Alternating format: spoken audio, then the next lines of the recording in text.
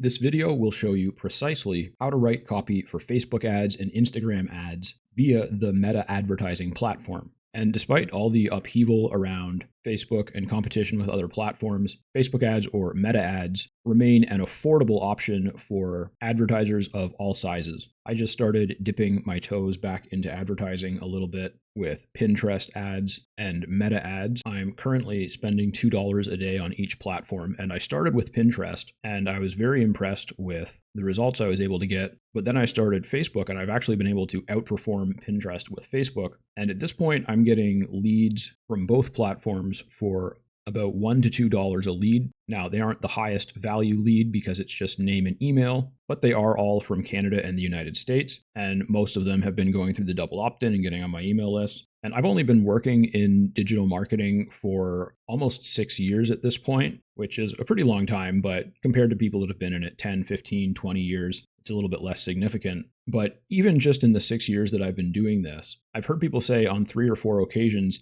you can't get $1 leads on Facebook anymore. And usually what that really means is you can't get the type of leads you used to get on Facebook for that price anymore, or possibly you just can't use your current advertising strategy anymore. And I'm not a really experienced media buyer. I have done plenty of advertising training, and I've spent a couple $1,000s on Facebook ads in total, but I'm not going to be demonstrating how to run ads in this video. I'm just going to show what the different types of copy that you need to write for Facebook ads are. So if you're running your own Facebook ads and you want to write better copy for them, or if you're a copywriter, then you'll know what you need to provide your clients with and some of the things that they're going to be looking for. And the two main tools we're going to be using today are the Facebook ads library, which is what I'm looking at right now. This is at facebook.com/ads/library. And it is the entire Meta ads library. It's just on this URL from back when they were called Facebook ads. And this is a great place to research what other people are doing with their ads, seeing what types of ads they're running, seeing what type of copy they're using, what type of creative they're using, which is the image or the video. And once you're on this page, you can just select a country, special ad category, which they have here, mostly around things that have special laws or legislation.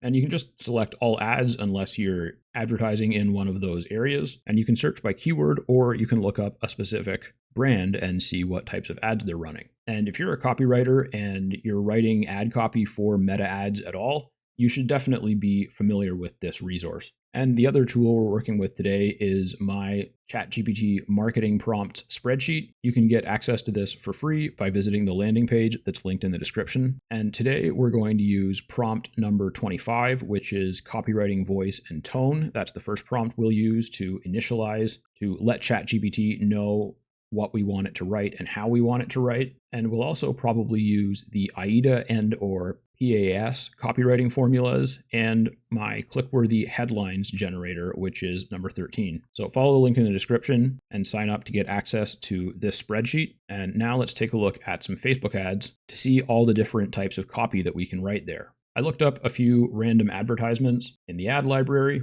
and so we're going to take a quick look at those. And for the purposes of this video, I'm assuming that you or your client already has some form of creative, which can be an image or a video. So script writing or text to go on the creative is not included in this, but let me know in the comments if you need help with that. But what is going to be included in this video is how to identify and how to write the primary text, the headline, the description, the display link, and the CTA button in Meta ads. Now, the most important piece of Facebook ad copy for some ad formats is the primary text. When you're scrolling through your Facebook feed or your Instagram feed and you see an ad that looks kind of like an organic post, but it says sponsored like this, that's a feed ad. And for feed ads on both Instagram and Facebook, primary text is usually the first thing that people see, and it's pretty much always the first thing that they read, unless you have some really attention-grabbing text in the creative. But for something like this, as someone is scrolling down, this would be the first text that they would see, and they would probably read it very quickly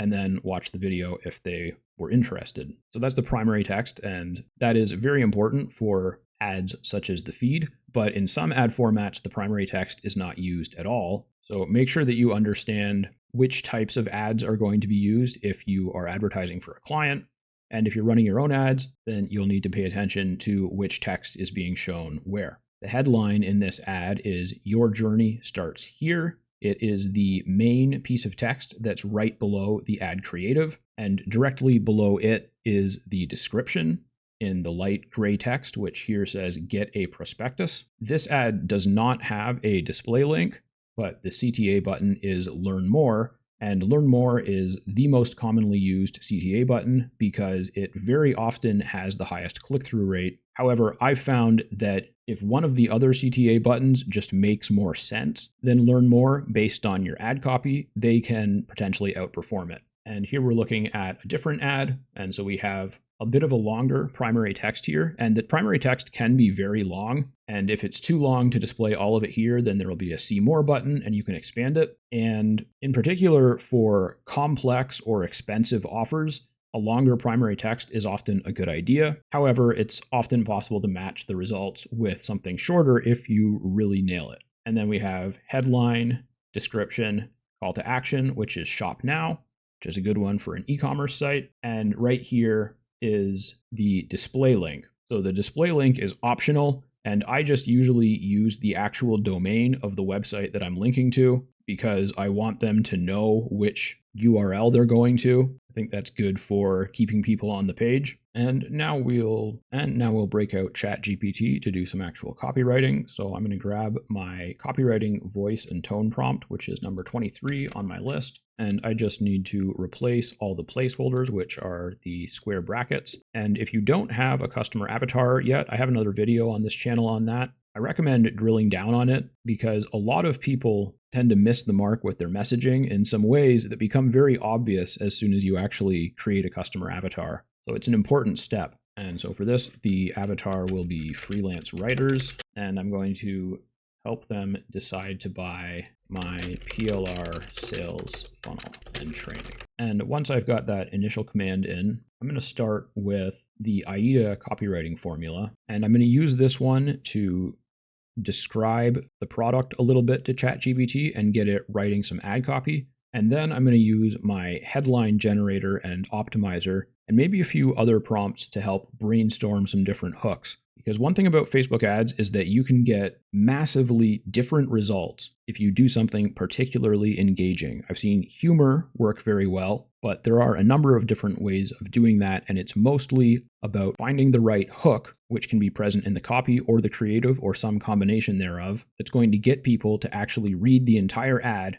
and then want to click through and learn more. The first output was pretty generic and pretty typical of AI writing. It even used the AIDA labels and included some random emoji at the end. But I just said, rewrite without the AIDA labels and emojis, use a different hook, go for something completely unique that grabs attention because of how clever or funny it is. And then it gave me, freelance writing is great until you realize you're stuck on the feast or famine roller coaster with no seatbelt.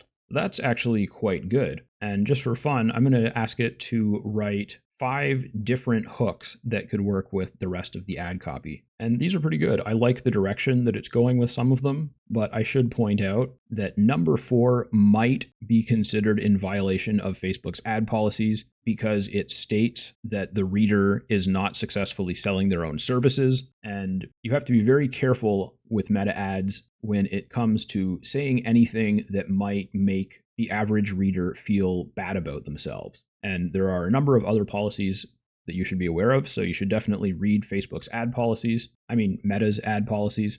And they're really not that long and not that difficult to understand, but you do need to put a little bit of time into it. And so if I was going to continue on from here, I would just guide it away from that idea, and I would probably ask it to explore ideas that are more like 1, 2, and 3. And another thing that it's very important for you to understand as a copywriter is the lead's journey from before they interact with your ad to after they stop interacting with your ad. So for example, if it's a retargeting ad, your copy would be different than if it's an ad running to cold traffic. So you should definitely understand which specific segment of the customer avatar, if any, is being targeted. And if you didn't write the landing page or the sales page copy, then you should definitely have read it and understand what it says, what the offers are, what the lead magnet is if there is one, and you should be familiar with any follow-up marketing communications such as email marketing or SMS or chatbots or whatever it might be. Because even for most ads that are running straight to a sales page, they're usually hoping to retain those customers and sell more to them over time, not just make that one sale. So understanding the customer journey that you're going to be sending them on when you actually convert visitors with your copywriting is pretty important. Remember to follow the link in the description to get access to my ChatGPT marketing prompt spreadsheet. Leave a comment if you have a question or if you want to request a specific tutorial for the future. Subscribe if you haven't yet. Like the video and share it if you know someone who might find it helpful.